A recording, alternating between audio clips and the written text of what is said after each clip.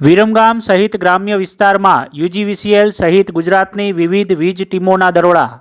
કુલ 63 ગેરકાયદે વીજ કનેક્શન સાથે કુલ ₹27.35 લાખની વીજ ચોરી ઝડપાઈ.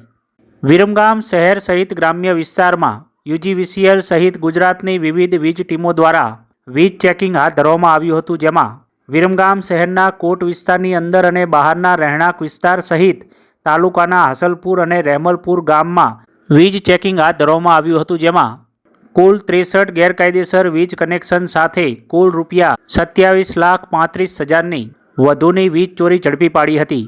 વિરમગામ યુજીવીસીએલ સહિત ગુજરાતની સાબરમતી, ભરૂચ, ગોધરા, અમરેલી, ભાવનગર, હિંમતનગર, નરોડા, સુરત, વડોદરા, રાજકોટ, સુરેન્દ્રનગર સહિતની યુજીવીસીએલની વિવિધ વીજ ચેકિંગની ટીમો આ કામગીરીમાં જોડાઈ હતી.